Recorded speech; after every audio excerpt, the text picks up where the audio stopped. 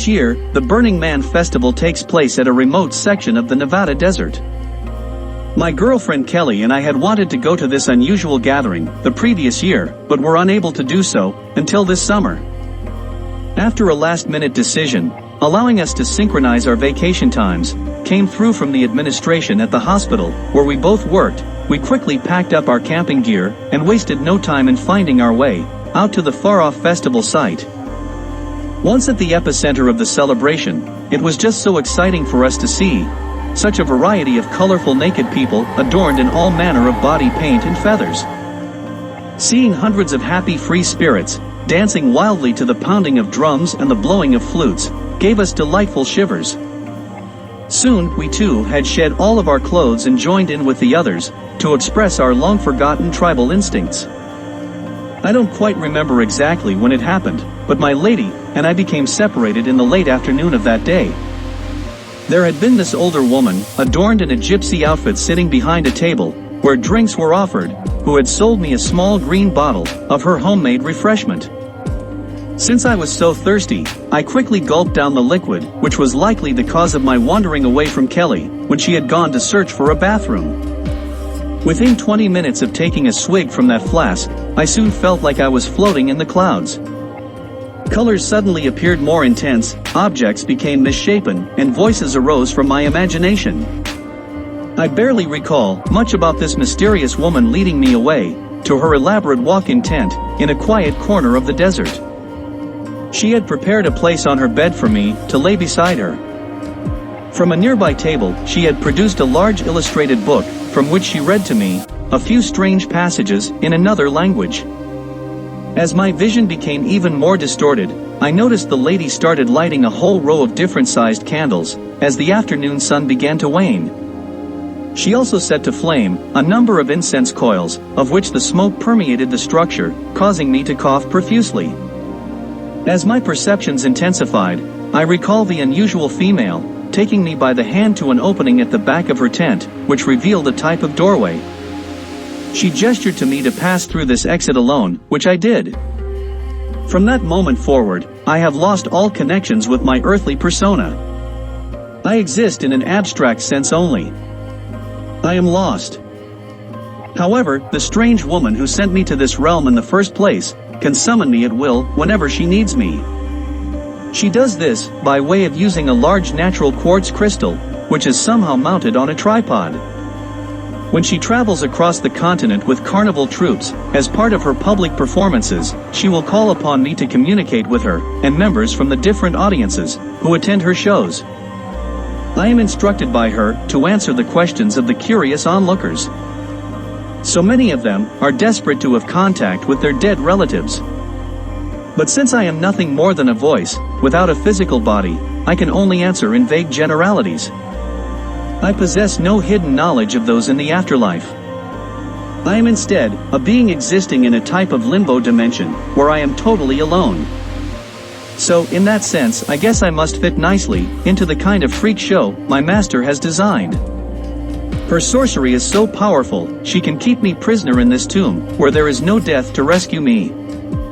I am essentially a soul, doomed to exist forever.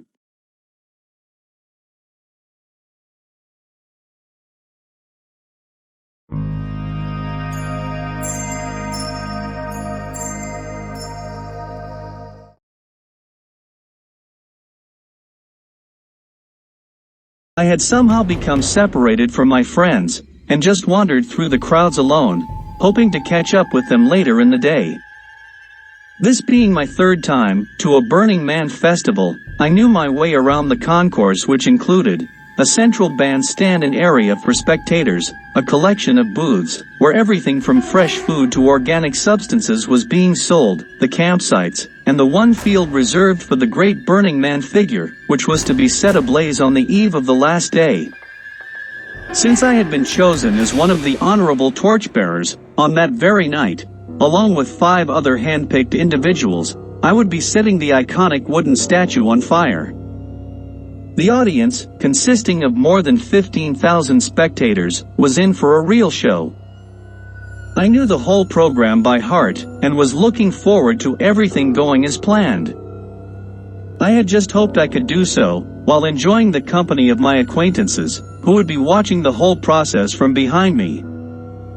I wanted to show off in front of them, especially to gain attention from a wonderful girl I liked, named Sylvia, a lovely Latina lass, who I had become interested in knowing more intimately. Undoubtedly, she would be receptive to spending the night with me, back in my tent, if I could first have just a little more time alone with her. Despite my positive outlook, there was just one dark cloud that could ruin my dream. His name was Alex, and he proved to be my main rival in the competition, to win the heart of Sylvia.